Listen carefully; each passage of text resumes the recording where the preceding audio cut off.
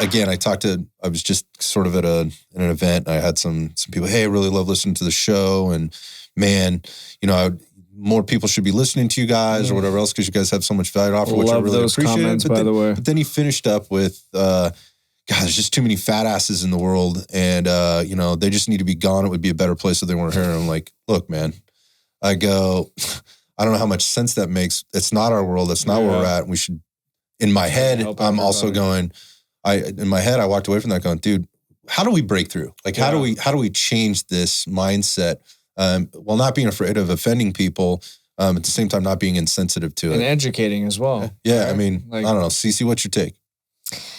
It's a good question. I mean, well, I mean, what's your experience with this? Like maybe in your own life with dealing with, I mean, you've been a coach for 20 some odd years, right? Mm-hmm. Right? More than that now.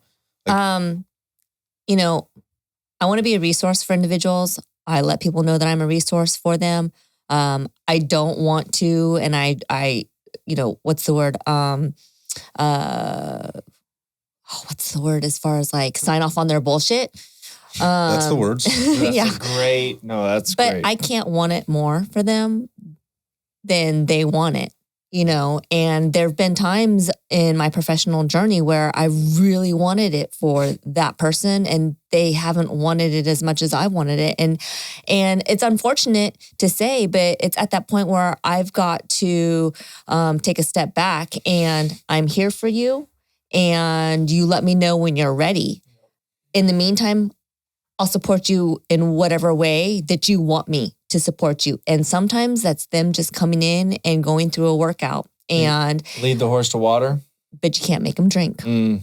So the other thing is, I think it starts with the kids. And so, as far as with my daughter, it's trying to teach her positive nutrition, positivity as far as who she is as an individual, confidence, but then not overstate things that aren't true, being real with her. I really think it has to do with, starting with kids as well and leading by example. 1000%. So how many females have body image issues, right? There are a ton of women with body image issues, but I can tell you, I don't ever say anything as far as my insecurities about my body around my daughter. I make it clear not to have those types of things come out of my mouth. And you know what?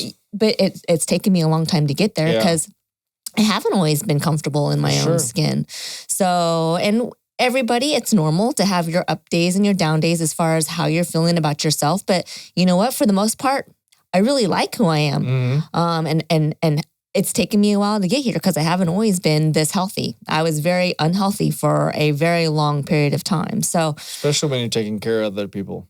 Yes. And then when people in your family, like we've had this conversation, Jeff, where they don't take care of themselves and then they end up dying. Yeah. And so, now that I'm in a parental role, I want to make sure that I'm here for the long haul. I think this is such a good point because I think we're at a point when we start to look at the culture of fitness, the culture of health and what's happened. I'm almost 50 now. I got a couple more years to go, but I just look at kind of how things have changed over time.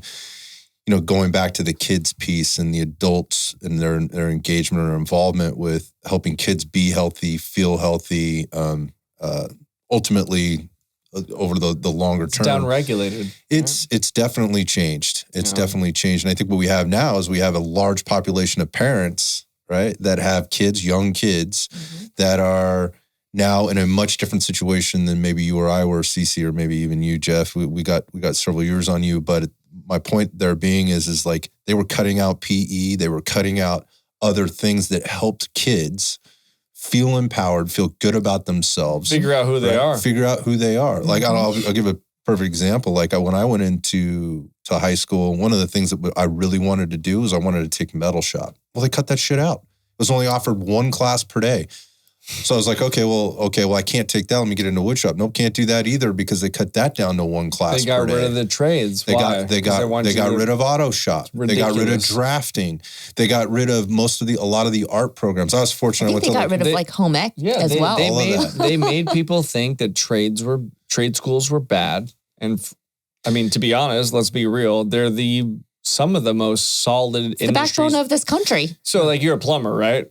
Every building needs plumbing. Every building needs electricity, right? So I feel like we were kind of bamboozled at the end of when I came to school, right? Because you're talking about losing it. I never saw it. You never even had it. Yeah. So adults made decisions for you that put you in that basically took away opportunities that could. What does this have to do with obesity? I'm going to tell you what I think. Here we go. I think what it has to do with is you didn't give kids outlets to do things to feel good about themselves, to feel important, to feel rewarded, to express themselves in different ways. And you made it all about reading, writing, math. And by the way, you fucked that up along the way too. You didn't put a comma in the fucking paragraph. You're an idiot. No, I mean, we live in California. It's definitely one of the worst public education systems in the United States. It continues to get. The reason I say that from a statistics perspective is because it continues to get worse year after year after year, to the extent that we're hiding results. From that we knowingly have. Yep. And that said, what does that do? Where does that drive kids? Where does that drive adults to drive kids to feel connected to something, to where it is important, where they have to work at something and they want to work at something because of the reward they get physically, psychologically, emotionally, all of those things. You don't see a lot of that. You just don't. There's just not a lot of experiences for kids to have that.